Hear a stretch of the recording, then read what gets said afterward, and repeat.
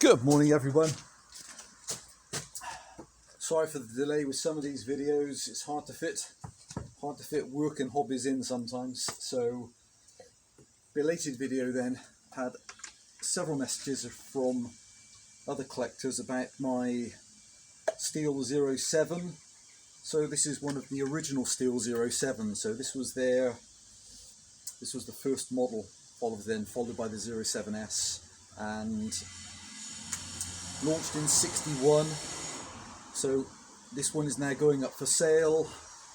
She is in beautiful original condition all around. I'll do a walk around with the camera in a minute and fold open the top cover lid. So she is early 60s saw. They only made them between '61 and I think the designated date is 64, 65, and then I've got a very interesting document that showed there's still some stock available apparently in '68, but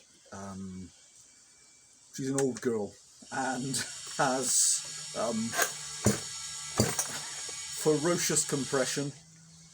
I won't pull it over too hard doing a compression check. As you'll see, this one is fitted with a momentary stop switch as opposed to a toggle switch, and she has both these very menacing looking original felling spikes present, the original screws and bolts with the original locking.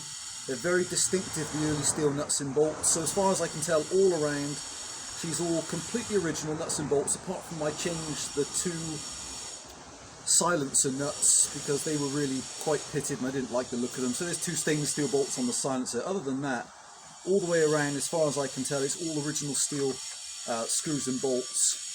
She's got a nominal 21-inch Duramatic guide bar with really good tip symmetry and a vintage saber chain. And they've got some really interesting history actually if you're interested in reading up on chain suppliers. 404 pitch. They can run up to 21-inch bar. So this is a 21-inch nominal with about 20 inches projected out from the front of the engine, and make 4.5 horsepower. But I have another one which I've run with a Duramatic 25-inch bar, and it pulls effortlessly. So how do they run? Just make sure, I should have checked this before. Okay, enough fuel.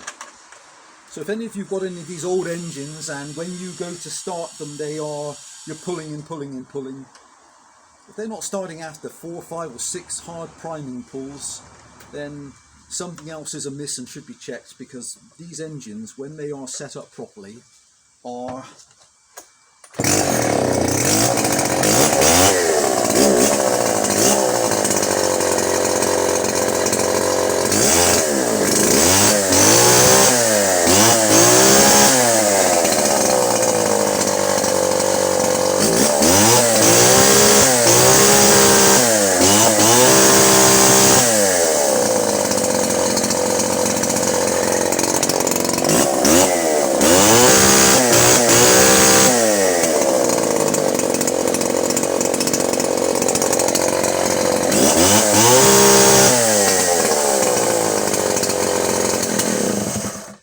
they're spectacular.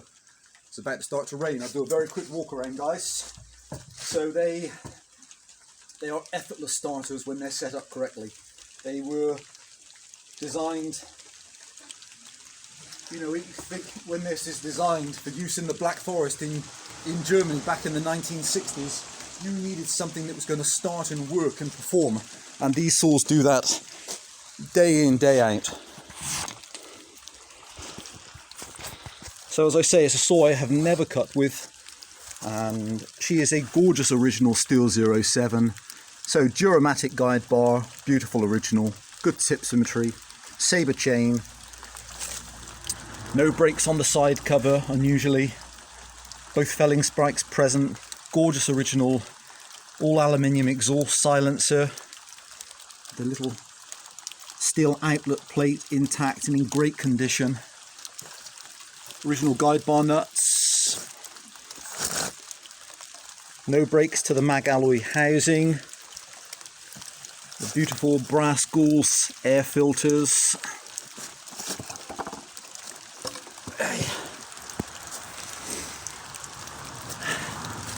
So underneath here, this is a fully adjustable chain oiler, working really well. The oilers on the 07s are spectacular.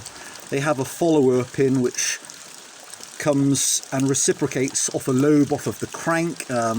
It works so well.